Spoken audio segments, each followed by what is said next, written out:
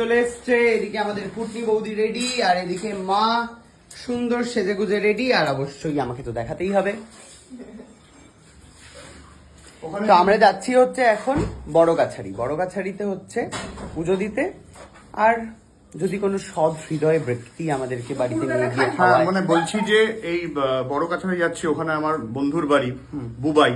তো বুবাই বলেছে এতজনকে খাওয়াতে পারবে না। হ্যাঁ বল। তারপর তো বুবাই বলেছে এতজনকে খাওয়াতে পারবে না, নেমন্তন্ন বাড়িতে ঢুকতে বারণ করেছে। ঠিক আছে, আমরা বুবাইয়ের বাড়ির সামনে একবার ওকে হাই করে চলে আসবো, যদি না থাকবে। কিন্তু যারা ওখানে আছো, এই সুযোগে যদিও মানে অনুশোচনায় যদি থাকে, তো আমরা যাচ্ছি। যারা ওখানে আছো, অনেকেই শুনেছি বলেছো নাকি ওখানে আশেপাশে থাকো বড় কাছে যেতে।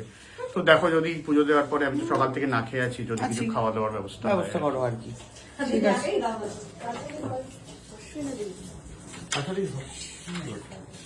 কাছারি হর্ষই না দীর্ঘই? বড় কাছারি গুগলে পাওয়া যায়, দেখে নে। পিসি আসলাম গো। হ্যাঁ আসো। আসলাম। লক্ষ্মী হয়ে থাকবে সারাদিন, বুঝতে পেরেছো? সারাদিন বাড়িতে লক্ষ্মীটি হয়ে থাকবে, কোন রকম চেঁই চুচুর কিচ্ছু করবে না, বুঝতে পেরেছো? আচ্ছা শোনো, আমাদেরকে একটুখানি বলো যে আমরা খাবোটা কোথায়। মানে এখন ভালো কোনো রেস্টুরেন্ট যদি থাকে যেখান থেকে হচ্ছে মা একটুখানি সুন্দর বাঙালি খাবার পেতে পারে, অথবা আমরা একটুখানি ভেজ খাবার পেতে পারি, এই জিনিসগুলো কারোর বাড়িতেও হতে পারে, অসুবিধা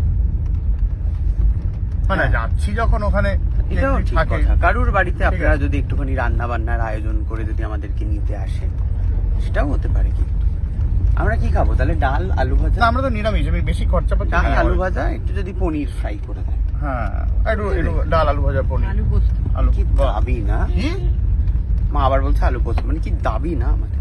হ্যাঁ না, একদমই নয় বিষয়টা, এমনি মজা করছি। ঠিক আছে, জানো কোনো দাবি নেই। ঠিক আছে, যাই হোক, দেখা হচ্ছে। আরো রাগটা হচ্ছে কেন? জাস্ট বেরিয়েছি। আরো রাগটা হচ্ছে কেন? ওখানে তো একটা বন্ধুর বাড়ি, সে ইচ্ছা করে পালিয়ে গেল। কোথাও একটা যাবে, ঠিক আছে, এরকমই হয়। হ্যাঁ, আরো আমার গা চিড়ে বের করছে। ঠিক আছে, যাই হোক, তাহলে দেখা হচ্ছে বড় কাছারিতে। আর আপনারা প্লিজ আসুন, আপনারাও পুজো দিন আপনাদের নামে। সবাই একসাথে পুজো দেবো।